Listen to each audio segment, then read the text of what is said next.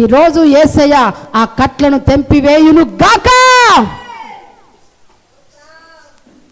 దేవునికి మహిమ కలుగును గాక. హల్లెలూయా. దేవునికి స్తోత్రం, దేవునికి స్తోత్రం. చూడండి, రోగమైన కట్ల నుంచి కూడా విడిపించగల మన దేవుడు. ఈరోజు నా ప్రియ సహోదరి సహోదరుడా, ఆలోచించండి.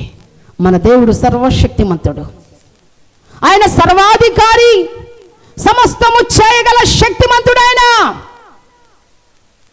ఆ గాడిద కట్లు విప్పడమే కాదు, మానవులుగా మన కట్లను కూడా ఇప్పడానికి ఆ దేవాది దేవుడు ఈ లోకానికి వచ్చినాడు. దేవునికి స్తోత్రం, హల్లెలూయా. చూడండి, బానిసపు కట్లు. మార్కు సువార్త 11వ అధ్యాయము 2వ వచనం చూడండి ఒకసారి.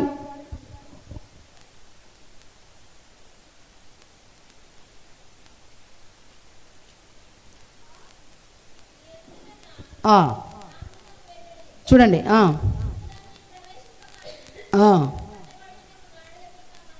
చూడండి, బానిసపు కట్లు. ఈరోజు నువ్వు దేనికి బానిస అయిపోతున్నావా? త్రాగుడికి బానిస అయిపోతున్నావా? పాపానికి బానిస అయిపోతున్నావా? గుట్కాలకి బానిస అయిపోతున్నావా? చెడు స్నేహానికి బానిస అయిపోతున్నావా? చెడు వ్యసనాలకి బానిస అయిపోతున్నావా? ఈరోజు ఆ బానిసపు కట్ల నుంచి దేవుడు నిన్ను విడిపించడానికి వచ్చాడు. గట్టిగా చప్పట్లు కొడుతూ మేపడదామా? హల్లెలూయా. ఏ కట్లు తెంపబడాలి? బానిస కట్లు తెంపబడును గాక. ఆ రోజు ఇశ్రాయేలు ప్రజలు ఐగుప్తు బానిసత్వంలో ఉన్నప్పుడు దేవునికి మొరపెట్టిందంట, ప్రభువా ఈ బానిసత్వం నుంచి నన్ను విడిపించండి, ప్రభువా ఈ కష్టాల నుంచి నన్ను విడిపించండి, ఈ శోధన నుంచి విడిపించండి అని ఇశ్రాయేలు ప్రజలు దేవునికి మొరపెట్టినప్పుడు వారి మొర విని వారికి విడుదలనిచ్చిందంట. దేవునికి స్తోత్రం, హల్లెలూయా. వారిని విడిపించిన దేవాది దేవుడు ఈ రోజు నీ బానిసపు కట్లు విడిపించడానికి సిద్ధంగా ఉన్నాడు. దేవునికి స్తోత్రం, హల్లెలూయా. చాలా మంది అంటారు, అబ్బో ఈ పాపానికి బానిస అయిపోయినానికి నీ మారడు, ఈడు త్రాగుడికి బానిస అయిన మారడు, ఈడు గుట్టకాలకి బానిస అయిపోయి వీడు మారడు, ఈడు చెడు వ్యసనాలకి బానిస అయిపోయి వీడు మారడు. అవునా కాదా? ఈరోజు దేవుడు అంటున్నాడు, నీ బానిస బ్రతుకుల నుంచి, నీ బానిస కట్ల నుంచి నేను నిన్ను విడిపిస్తానంటున్నాడు. దేవునికి స్తోత్రం, హల్లెలూయా. దేవునికి స్తోత్రం. చూడండి, ఈ గాడిద కట్ల చేత విడిపించబడ్డది. ఈరోజు నా ప్రియ సహోదరి సహోదరుడా, నా కట్లు తెగపాలంటే చాలామందికి ఒక్కొక్కరు ఒక కట్టు వేసుకొని కూర్చుంటారు. కొంతమంది ఏమో, అమ్మో ఆ దేవుడు మా దేవుడు కాదండి. ఏ దేవుడు? వేరే దేవుడు, వాళ్ళ దేవుడు. కులం అనే కట్లు, మతం అనే కట్లు. ఎన్ని కట్లు వేసుకుంటారు ప్రజలు? ఈ లోకంలో ఉన్న కట్లన్నీ వేసుకొని ఉంటారు. ఈరోజు ఆ కట్లన్నింటిని తెంపడానికే యేసయ్య వచ్చిండు. గట్టిగా చప్పట్లు కొడుతూ మేపడదామా? హల్లెలూయా. దేవునికి స్తోత్రం, హల్లెలూయా. బానిసపు కట్ల నుంచి, కులం అనే కట్ల నుంచి ఈరోజు నువ్వు విడిపించబడాలని దేవుడు కోరుకుంటున్నాడు. దేవునికి మహిమ కలుగును గాక. హల్లెలూయా. దేవునికి స్తోత్రం.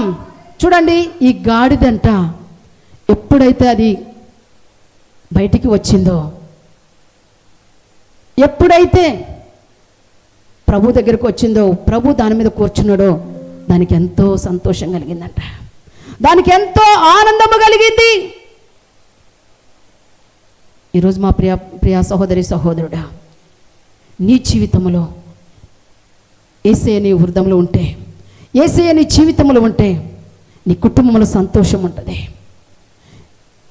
నీ జీవితంలో సంతోషం ఉంటుంది, నీ గ్రామంలో సంతోషం ఉంటుంది, నీ సంఘంలో సంతోషం ఉంటుంది. ఎప్పుడు?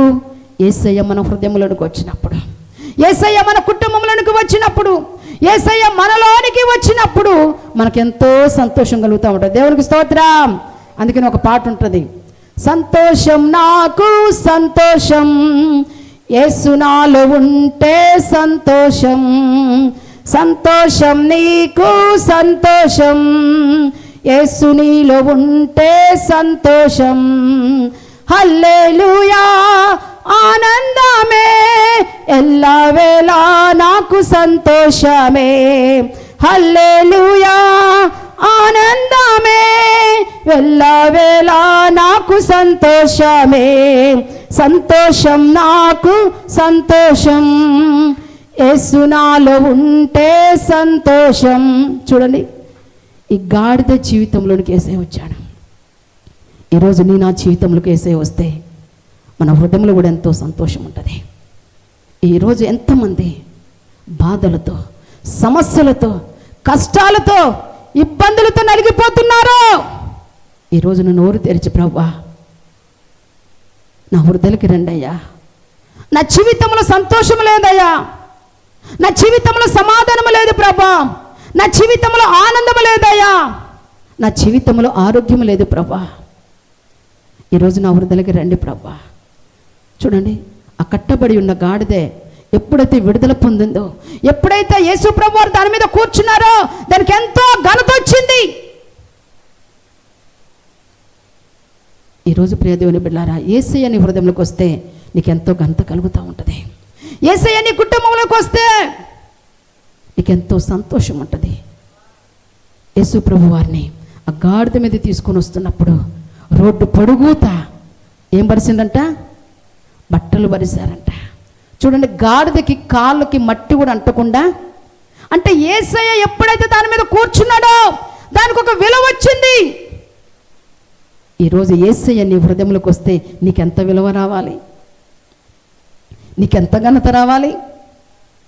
దాని కాళ్ళకి మట్టి కూడా అంటకుండా ఆ బట్టల మీద నడుస్తూ ఉన్నప్పుడు, ఆ చెట్ల కొమ్మల మీద నడుస్తూ ఉన్నప్పుడు అప్పుడు అనుకోవచ్చు దాని జీవితం ఎంతో సంతోషం, అయ్యో ఎప్పుడు చూడని సంతోషం, ఎప్పుడు చూడని ఆనందం నా హృదయంలో ఉన్నదండి అనుకోవచ్చు.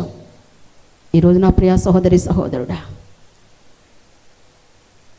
ఇన్ని సంవత్సరాల నుంచి సంతోషంలోకి బ్రతుకుతున్నావేమో, ఆనందం లేకుండా జీవిస్తున్నావేమో.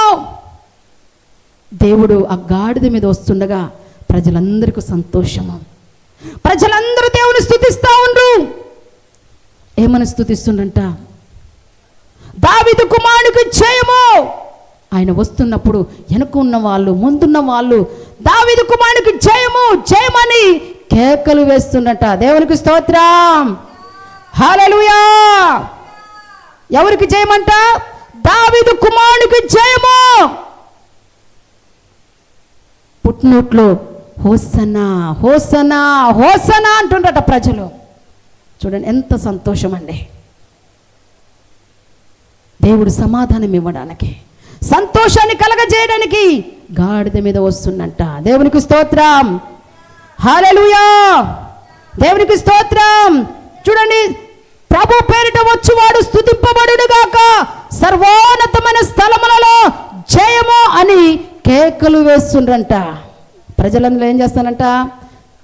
కేకలు వేస్తానంట. దేవుని స్తుతిస్తూ ఉన్నారు, దేవుని ఆరాధిస్తూ ఉన్నారు, దేవుని మహిమపరుస్తూ ఉన్నారు, దేవుని ఘనపరుస్తూ ఉన్నారు. పిల్లలేంది పెద్దలేంది అందరూ కూడా దేవుని మహిమపరుస్తూ ఉన్నారంట.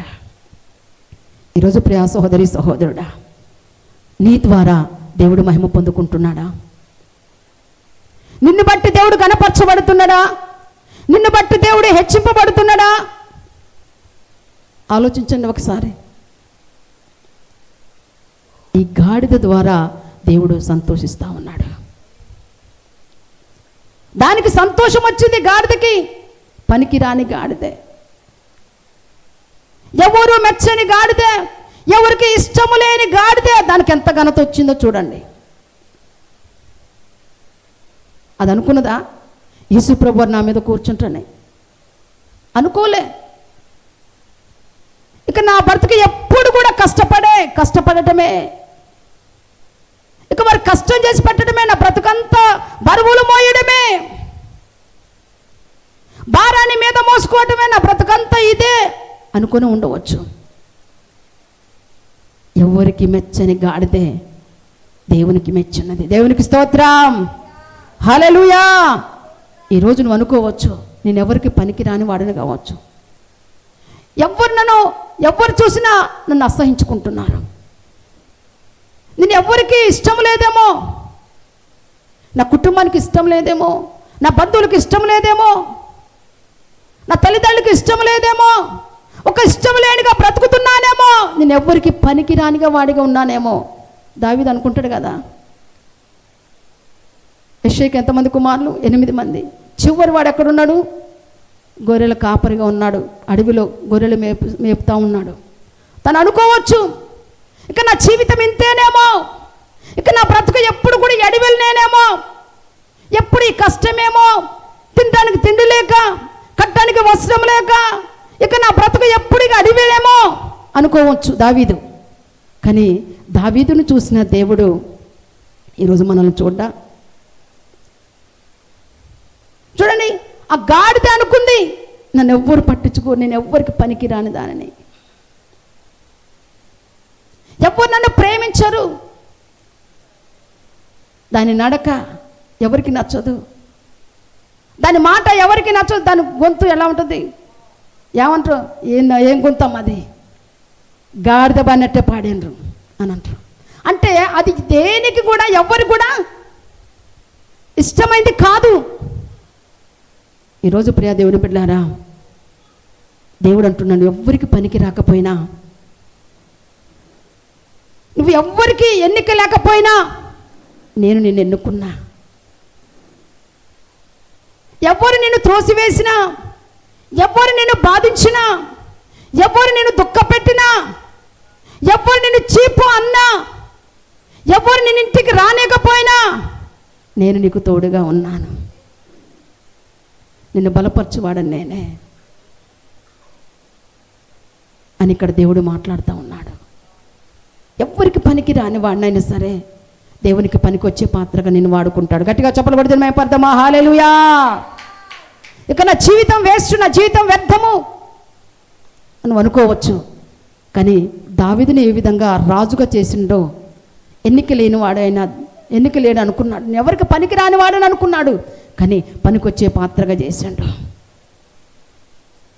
దేవుని రాజుగా నిలబెట్టిన దావీదుని ఈరోజు నా ప్రియ సహోదరి సహోదరుడా, ఆ గాడిదని ఎన్నుకున్న దేవుడు ఈరోజు నిన్ను నన్ను ఎన్నుకోడా.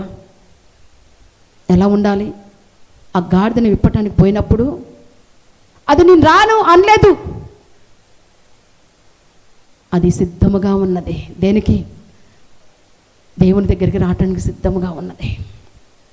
ఈరోజు ప్రియ దేవుని బిడ్డలారా, నువ్వు దేవుని సన్నిధికి రావటానికి సిద్ధముగా ఉంటున్నావా? దేవుని మందిరం అంటే దేవుని సన్నిధనగా, దేవునికి ప్రార్థనగా నువ్వు సిద్ధపడుతున్నావా? ఆలోచించండి ఒకసారి.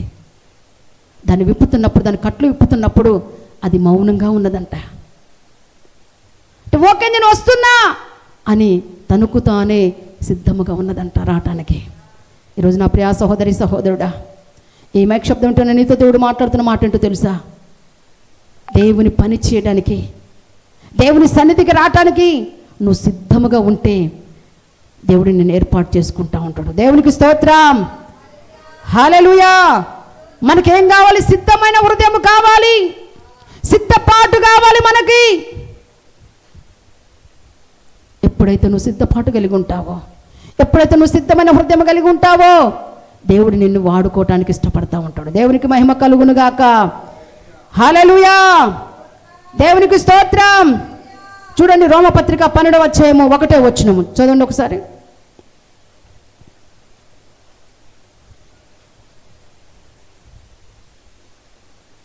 రోమపత్రిక 12వ అధ్యాయము 1వ వచనం.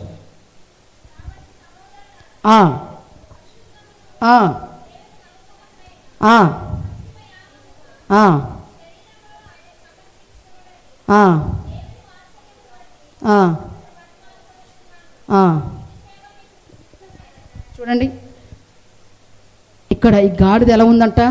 సిద్ధముగా ఉందంట. ఈరోజు ప్రియ దేవుని బిడ్డలారా, దేవుడు మనల్ని ఉపయోగించుకోవాలంటే, దేవుడు మనల్ని వాడుకోవాలని చూస్తూ ఉన్నాడు. మనం ఎలా ఉంటున్నాం? సిద్ధముగా ఉంటున్నామా? సిద్ధమైన మనస్సాక్షి కలిగి ఉంటున్నామా? సిద్ధమైన హృదయముతో మనం ఉంటున్నామా? ఇక్కడ ఉంటున్నాడు చూడండి. కాబట్టి సహోదరులారా, పరిశుద్ధమును దేవునికి అనుకూలమైన సజీవ యాగముగా మీ శరీరములను ఆయనకు సమర్పించుడని దేవుని వాక్యం బట్టి మిమ్మల్ని ప్రతిమాలు కోరుచున్నాను. ఇట్టి సేవ మీకు యుక్తమై ఉన్నది. చూడండి, సజీవ యాగముగా మన హృదయాన్ని ఎవరికి సమర్పించాలంట? దేవునికి సమర్పించాలి. అది మన సిద్ధపాటు. అప్పుడే దేవుడు నిన్ను నన్ను వాడుకుంటా ఉంటాడు.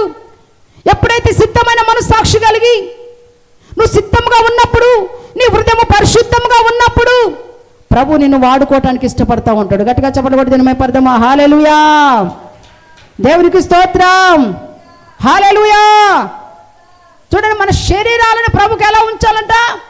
సజీవ యాగముగా దేవునికి మనం సమర్పించే వారిగా ఉండాలి. చూడండి, ఆ గాడిద సిద్ధంగా నేను వస్తా, రెడీ, వస్తున్నా అన్నట్టుగా ఉన్నది. చూడండి ప్రియ దేవుని బిడ్డలారా, మనం ప్రతి విషయంలో సిద్ధపాటు కలిగి ఉంటున్నామా? సిద్ధపడుతున్నామా? ప్రార్థనకైనా, వాక్యం చదవటానికైనా, దేవుని ఆరాధించటానికైనా మనం సిద్ధపడి మందిరానికి వస్తున్నామా? ఈరోజు ప్రియ దేవుని బిడ్డలారా, సిద్ధపాటు మనకు కావాలి. ఆ గాడిదే సిద్ధముగా ఉన్నది. దాన్ని కట్లు ఇప్పుతున్నప్పుడు అది సిద్ధపాటు కలిగి ఉన్నది.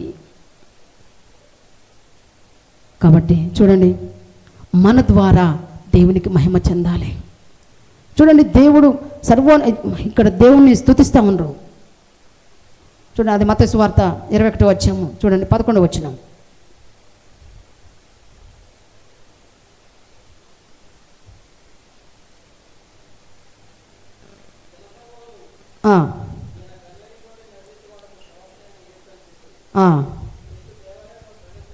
చూడండి, ఆయన యెరూషలేమునకు వచ్చినప్పుడు పట్టణమంతా కూడా ఈయన ఎవరో అని కలవరపడినరంట. యేసు ప్రభు వారు గాడిద మీద వస్తున్నప్పుడు కేకలు, దేవుని స్తుతిస్తూ ఉన్నారు. ప్రజలంతా కూడా కలిసి దేవుని మహిమపరుస్తూ ఉన్నారు, దేవుని ఘనపరుస్తూ ఉన్నారు. ఆ పట్టణ ప్రజలందరూ కూడా విభ్రాంతి నుండి కలవరపడరంట. ఈయన ఎవరో అని కలవరపడెను. జనసమూహము ఈయన గలిలయలోని నజరేతు వాడగు ప్రవక్తని యేసు అని చెప్పిరి. వాళ్ళు అనుకుంటారంట, ఎవరు అనుకుంటున్నారు? ఈయన గలిలయలోని నజరేతు వాడగు ప్రవక్త అయిన యేసు కాదా అని ఒకరికొకరు చెప్పుకుంటా ఉన్నారంట. దేవునికి స్తోత్రం, హల్లెలూయా, దేవునికి స్తోత్రం. చూడండి, అక్కడ 14వ వచనము. గుడ్డివారును కుంటివారును దేవాలయములు ఆయన యొద్దకు రాగా ఆయన వారిని స్వస్థపరిచెను. దేవునికి స్తోత్రం. యేసు ప్రభు వారు ఎప్పుడైతే యెరూషలేమునకు వచ్చినారో, కుంటివారేమి, గుడ్డివారేమి, సమస్త రోగముల చేత ఉన్న వారందరూ కూడా ఎక్కడికి వచ్చిందంట? ఆయన యొద్దకు వచ్చిందంట. దేవునికి స్తోత్రం. ఆయన యొద్దకు రాగా వారిని ఆయన స్వస్థపరిచినంట. గట్టిగా చెప్పలు పడితే మేపడదామా? హల్లెలూయా. చూడండి, అందరూ కూడా కుంటివారేమి, గుడ్డివారేమి, ఇంకా రకరకాల వ్యాధులతో, బాధలతో, సమస్యలతో ఉండొచ్చు ప్రజలందరూ కూడా. దేవుడు వారిని చూసి, వారి హృదయాన్ని చూసి వారిని స్వస్థపరిచినంట. మన దేవుడు ఏంది? స్వస్థపరిచే దేవుడు. మన దేవుడు బాగు చేసే దేవుడు. ఎప్పుడో తెలుసా? నీ హృదయము పరిశుద్ధంగా ఉన్నప్పుడు. ఎప్పుడో తెలుసా? నువ్వు కట్ల చేత, ఆ కట్లని, నీకున్న ఏ కట్లయితే ఉన్నాయో ఆ కట్ల నుంచి నువ్వు విడిపించబడ్డప్పుడు పరిశుద్ధాత్మ దేవుడు నీ హృదయంలోనికి వచ్చి నీ పట్ల అద్భుతమైన కార్యం చేయబోతున్నాడు. దేవునికి మహిమ కలుగును గాక. హల్లెలూయా, దేవునికి స్తోత్రం. కాగా ప్రధాన యాజకులను, శాస్త్రులను ఆయన చేసిన వింతలను దావీదు కుమారునికి చేయము. చూడండి, ఆయన చేసిన వింతలను దావీదు కుమారునికి చేయము అని దేవాలయంలో కేకలు వేయుచున్న చిన్న పిల్లలను చూసి కోపముతో మండిపడ్డంట. శాస్త్రులు, పరిశీలంట ఆయన చేసిన కార్యాలు, ఆశ్చర్యమైన కార్యాలను బట్టి చిన్న పిల్లలు దేవుని స్తుతిస్తూ ఉన్నారంట. చిన్న పిల్లలు దేవుని జయము, జయము, హోసన్నా, జయము, జయమని వాళ్ళు కేకలు వేస్తున్నప్పుడు శాస్త్రులకు పరిచయాలకంట కోపం వచ్చిందంట. ఏంటి ఎల్లరేంటి అని యేసు ప్రభుని అడుగుతున్నప్పుడు దేవుడు అంటూ ఉంటాడు, కోపంతో మండిపడ్డంట, వీరు చెప్పుచున్నది వినుచున్నావా అని ఆయనను అడిగిరి. అందుకు యేసు వినుచున్నాను.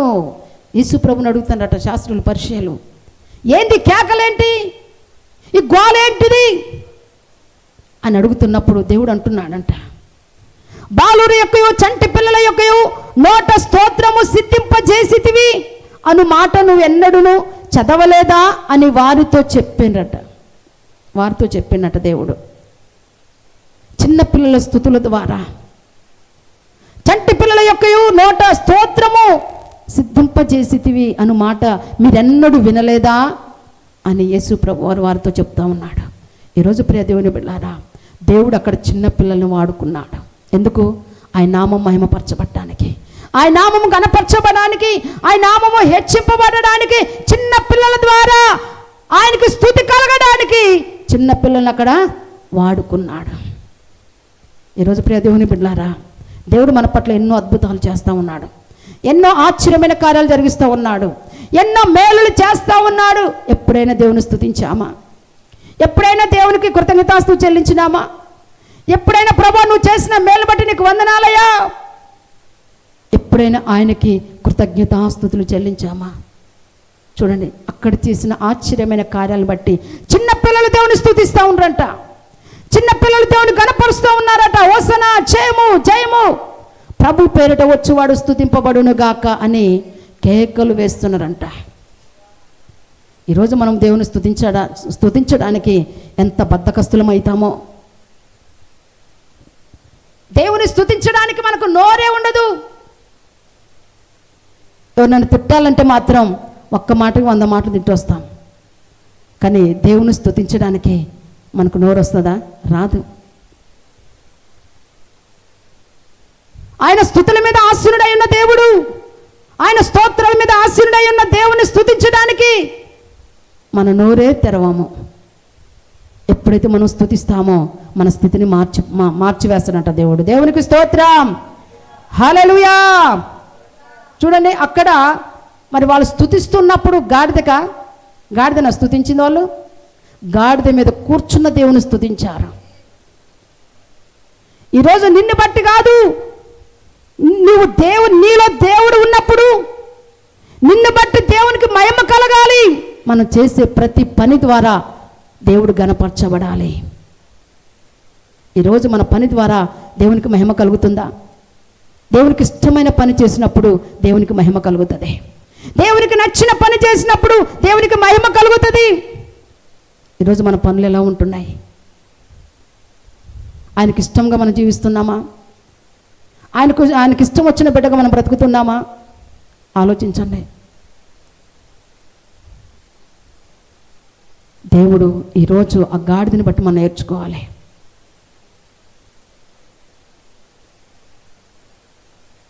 కొన్ని గాడిదలు ఉంటాయి, కొన్ని రకాల గాడిదలు ఉంటాయి. ఏం గాడిదలు?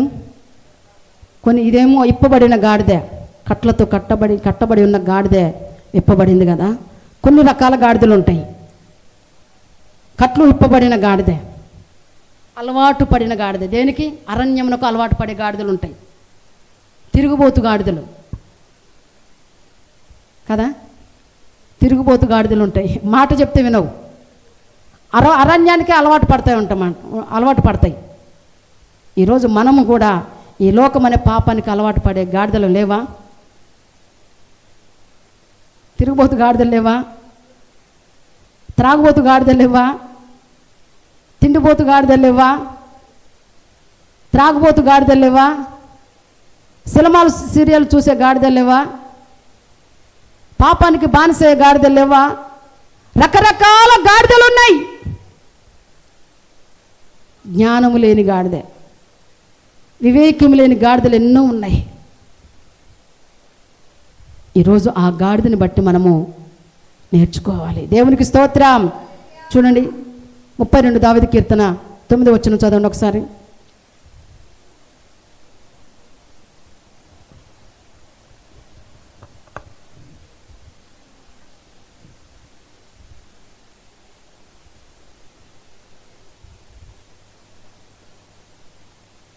జ్ఞానము లేని గాడిదలు ఉంటాయి. కీర్తన 32:9.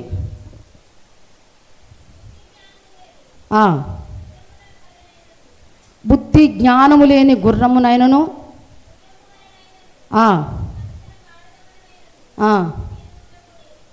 చూడండి, ఇక్కడ దేవుడు మాట్లాడుతున్నాడు. ఈ గాడిద ఏందంట?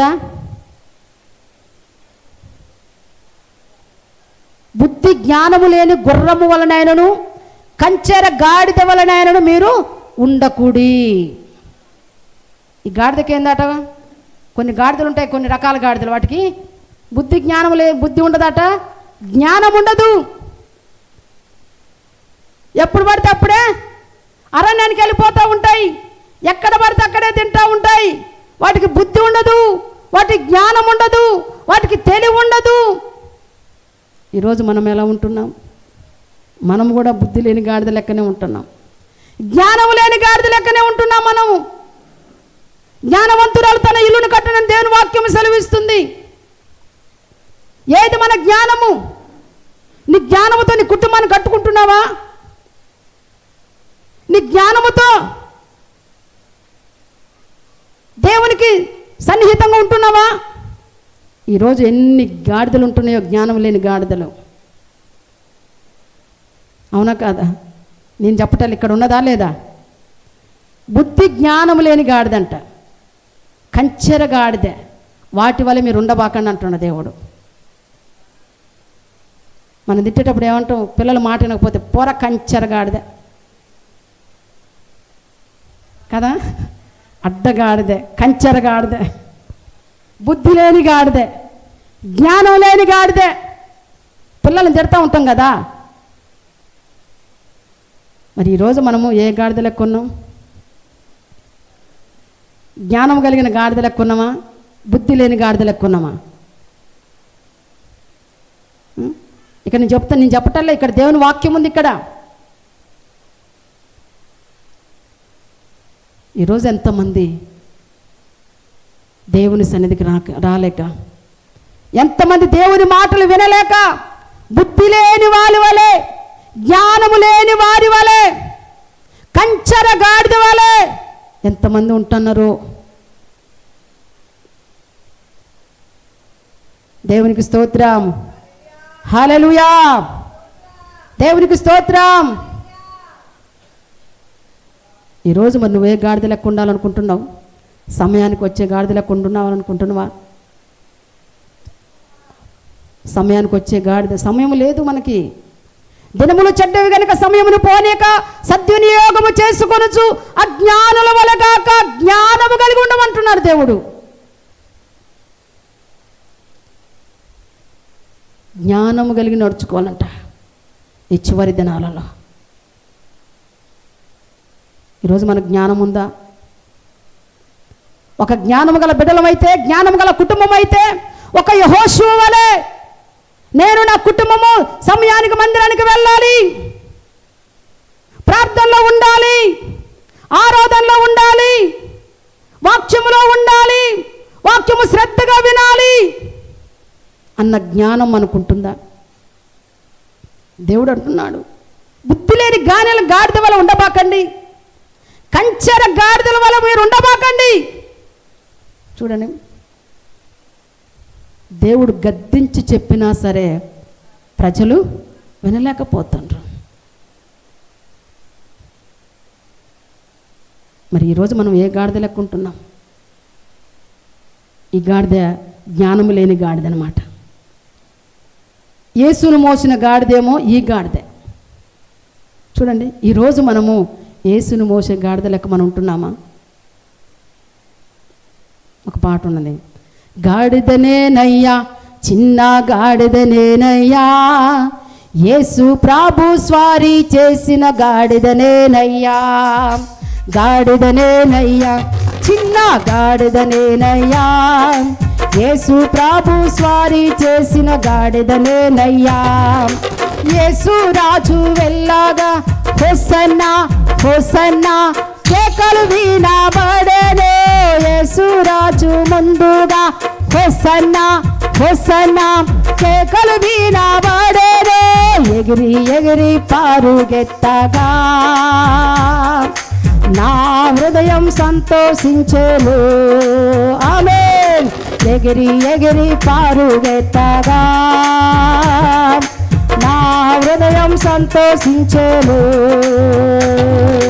గాడిదనేనయ్యా, చిన్న గాడిదనేనయ్యా, యేసు ప్రభు స్వారీ చేసిన గాడిదనేనయ్యా, గాడిదనేనయ్యా, చిన్న గాడిదనేనయ్యా, యేసు ప్రభు స్వారీ చేసిన గాడిదనేనయ్యా.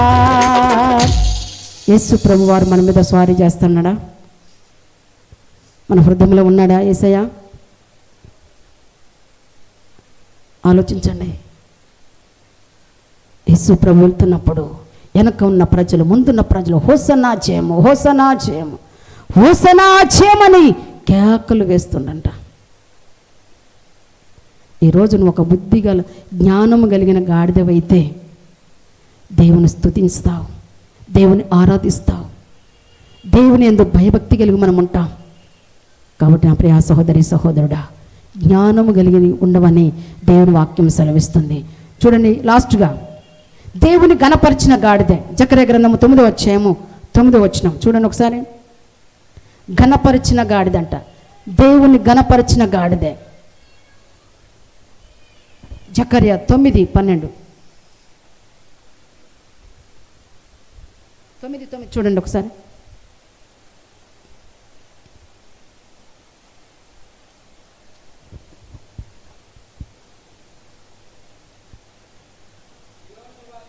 సియోను నివాసులారా బహుగా సంతోషించుడి, యెరూషలేము నివాసులారా ఉల్లాసముగా ఉండుడి.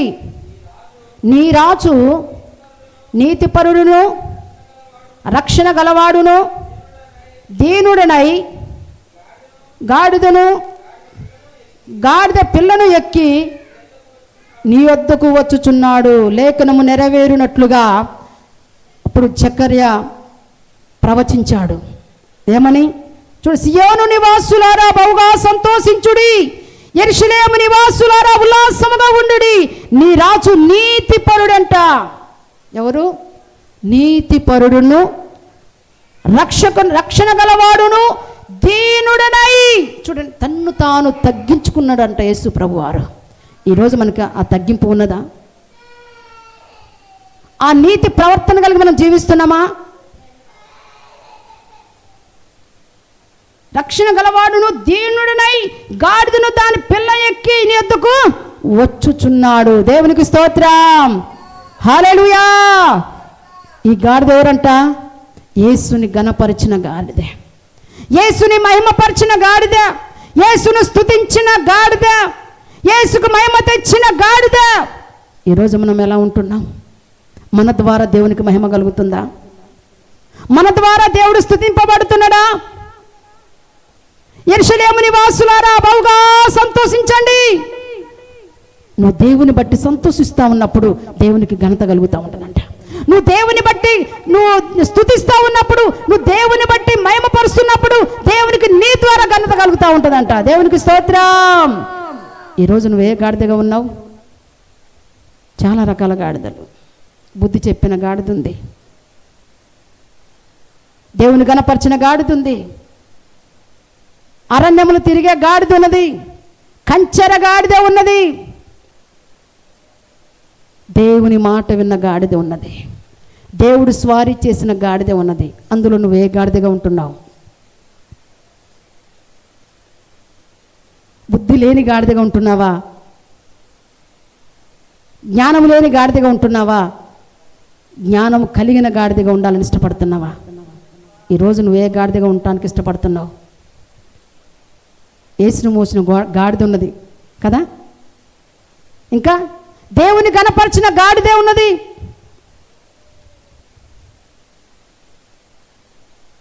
బుద్ధి చెప్పిన గాడిద ఉన్నది. ఇట్లలో నువ్వే గాడిదగా ఉన్నావు?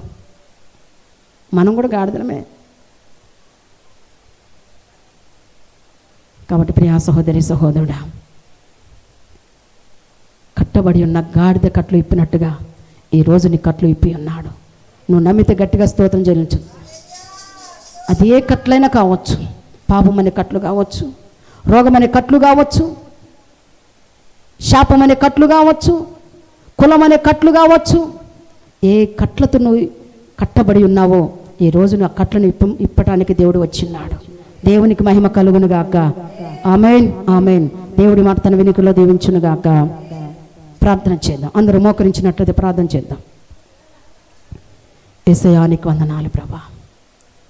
పరిశుద్ధాత్మ దేవుడా సహాయం వచ్చేయండి. దైవానికి వందనాలు, స్తోత్రాలు, స్తోత్రాలు, స్తోత్రం. ప్రతి ఒక్కరూ ప్రార్థన చేద్దాం. మనం చూస్తూ ఉన్నాం, మనం విన్నాం కదా, కట్టబడిన గాడిదే సమస్యలతో, బాధలతో, అనారోగ్యమైన కట్ల చేత, ఏ కట్ల చేత అది కట్టబడి ఉన్నదో దేవుడు దాని కట్లను విప్పడానికి వచ్చిన్నాడు. దేవునికి అది కావాలి. ఈరోజు నా ప్రియ సహోదరి సహోదరుడా, నువ్వు కూడా ఎన్నో కట్ల చేత కట్టబడి ఉన్నావు. ఎన్నో కట్ల చేత బంధించబడి ఉన్నావేమో. అందుకని దేవుని వాక్యం అంటుంది, బంధకముల చేత కట్టబడి ఉన్నావేమో. ఈరోజు దేవుడు ఆ కట్లను ఇప్పించడానికి నీ ఎద్దకు వచ్చిన్నాడు. రోగం అనే కట్ల చేత బాధపడుతున్నావా? మంత్రపు కట్ల చేత బాధపడుతున్నావా? అనారోగ్యమైన కట్ల చేత బాధపడుతున్నావా? దయ్యపు కట్ల చేత బాధపడుతున్నావా?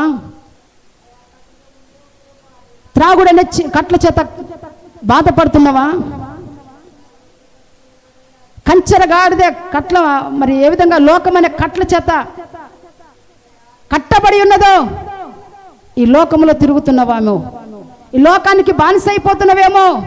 ఒక కంచెర గాడిద వలె, ఒక హద్దు లేని గాడిద వలె, ఒక భయము లేని గాడిద వలె, దేవుడంటే భక్తి లేని గాడిద వలె ఈరోజు మనం ఉన్నావేమో. ప్రభువా, నేను అలా ఉండకూడదయ్యా. కట్టబడిన గాడిదను చూసిన దేవుడు నాయనా, ఈరోజు నన్ను చూడండి ప్రభువా. నా హృదయకి రండి ప్రభువా, నేను సిద్ధముగా ఉన్నాను. అయ్యా, నా మీద కూర్చోండి ప్రభువా. మీరు నా మీద కూర్చుంటే ప్రభువా నాకు ఘనత కలుగుతుంది అయ్యా, నాకు సంతోషము కలుగుతుంది. నా జీవితంలో ఆనందము కలుగుతుంది ప్రభువా, నా జీవితంలో సమాధానము కలుగుతుంది ప్రభువా, నా జీవితంలో సంతోషం ఉంటుందయ్యా. ఈరోజు నా హృదయకి రండి ప్రభువా. అడుగుతావా? నువ్వు అనుకుంటున్నావేమో, నేను ఎందుకు పనికిరాని వాడని, దేనికి పనికి వచ్చేవాడని కాదు అని అనుకున్నది ఆ గాడిదే.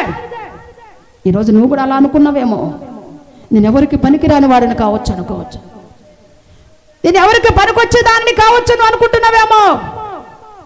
శ్రమలు, కష్టాలు, బాధలు, ఇరుకులు, ఇబ్బందులు, వేదనలు, శోధనలు, అనారోగ్యంతో కొట్టుమిట్టులాడుతున్నా నా ప్రియ సహోదరి సహోదరుడా, నువ్వెవ్వరికి బాగలేకపోయినా, ఎవ్వరు నిన్ను పట్టించుకోకపోయినా ఆ యేసయ్య నిన్ను పట్టించుకోవటానికి ఈ స్థలానికి వచ్చినాడు.